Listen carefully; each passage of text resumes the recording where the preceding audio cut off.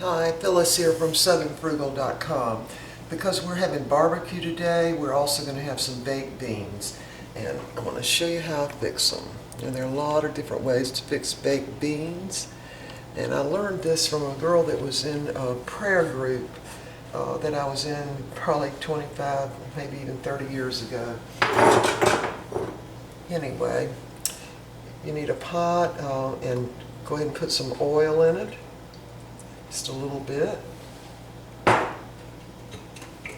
And then I'm going to add some onion. And this is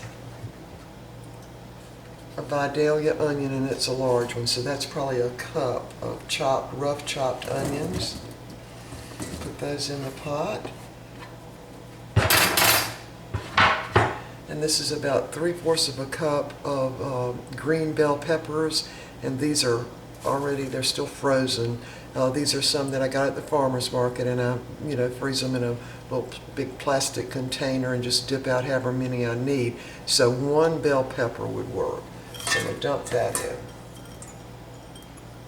Now I'm going to saute these until these onions are translucent, which is probably going to take maybe, I don't know, 10 minutes or so, and we'll be back. Okay, my peppers and my onions have sauteed for about 10, maybe even 15 minutes. And they've cooked pretty well way down. And now I'm going to add 2 16-ounce cans of just regular pork and beans. Nothing fancy, just regular pork and beans. If I can get that lid off. You dump those right in on top of your onions.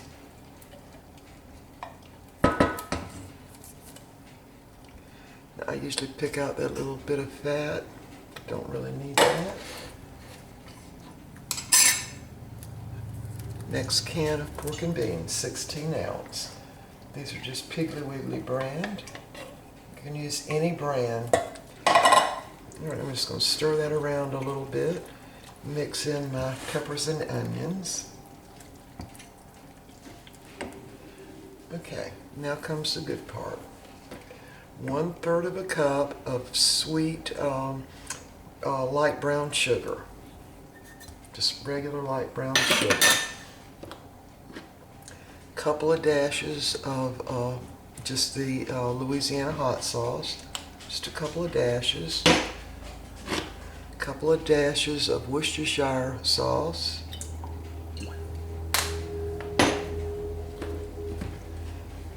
Couple of dashes of just regular yellow mustard.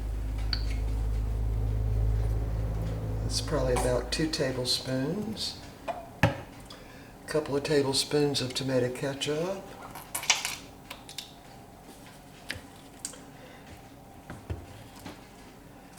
Dark Karo syrup, a couple of tablespoons. Now if you've got grandma molasses, that would be better, but I don't have any, so I'm just going to use a couple of tablespoons of the Karo syrup.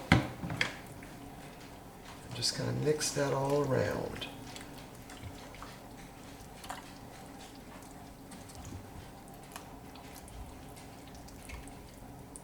Alright, now the last ingredient. I probably use a tablespoon of just garlic powder. I like a lot of garlic. It's about a tablespoon. And just mix that all around.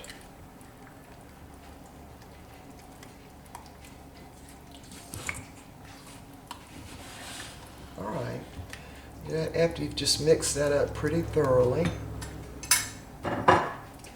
and I'm going to pour it into just a regular Pyrex dish. Everything's all mixed up.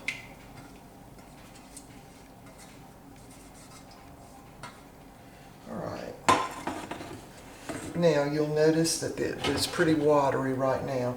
So what I do is put it in the oven and bake it for 45 minutes to an hour at 350 degrees, and then it'll be ready. Alright, I hope you'll try this baked bean recipe. I've taken this for little church socials, and I always have it with barbecue, and sometimes have it with hamburger and all that. And again, I got the recipe from a lady that was in a prayer group with me many years ago, and we were at her house for a cookout.